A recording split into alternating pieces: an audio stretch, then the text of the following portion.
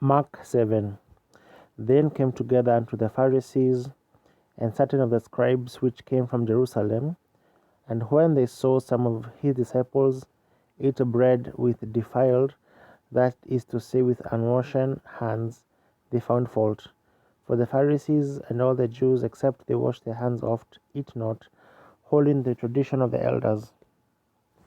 And when they come from the market, except they wash, they eat not.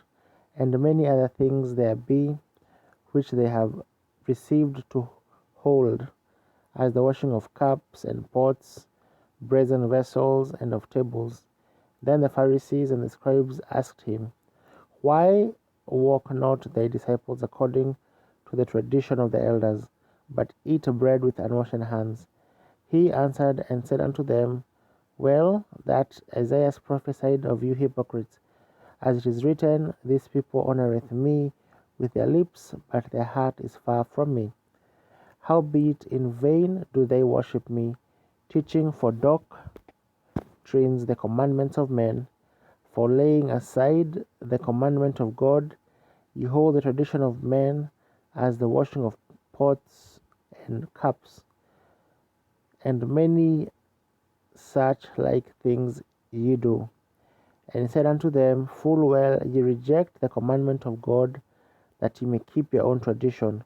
For Moses said, Honour thy father and thy mother, and whoso curseth his father or mother, let him die the death. But ye say, If a man shall say to his father or mother, It is korban, that is to say, a gift, by whatsoever thou mightest be profited by me, he shall be free. And ye suffer him no more to do aught for his father or his mother, making the word of God of none effect through your tradition, which ye have delivered, and many such like things do ye. And when he had called all the people unto him, he said unto them, Hearken unto me every one of you, and understand. There is nothing from without a man that entering into him can defile him, but the things which come out of him, those are they that defile the man. If any man have ears to hear, let him hear.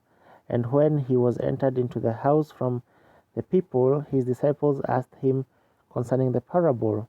And he saith unto them, Are ye so without understanding also?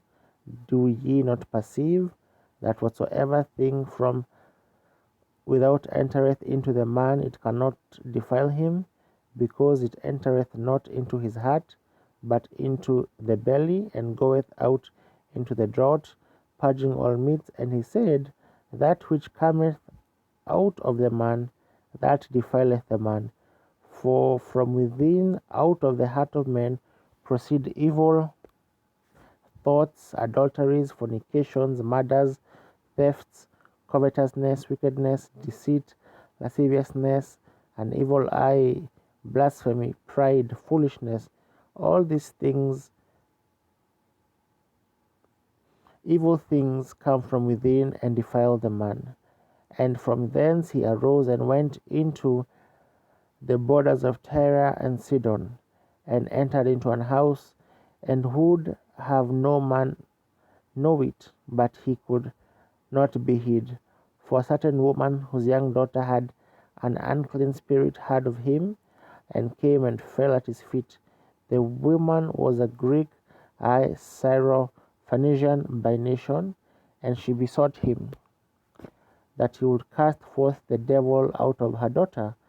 But Jesus said unto her, Let the children first be filled, for it is not meet to take the children's bread and cast it unto the dogs. And she answered and said unto him, Yes, Lord, yet the dogs under the table eat of the children's crumbs. And he said unto her, For this saying, Go thy way, the devil is gone out of thy daughter. And when she was come to her house, she found the devil gone out, and her daughter laid upon the bed. And again departing from the coast of Tyre and Sidon, he came unto the sea of Galilee, through the midst of the coast of Decapolis. And they bring unto him one that was deaf and had an impediment in his speech. And they beseeched him to put his hand upon him. And he took him aside from the multitude, and put his fingers into his ears, and he spit, and touched his tongue. And looking up to heaven, he sighed, and saith unto him, Ephah, other, that is, be opened. And straightway his ears were opened, and the string of his tongue was loosed, and he spake plain. And he charged them that they should tell no man, but the more he charged them, the more a great deal they published it, and were beyond measure astonished, saying, Hath done all these things well. He maketh both the deaf to hear and the dumb to speak.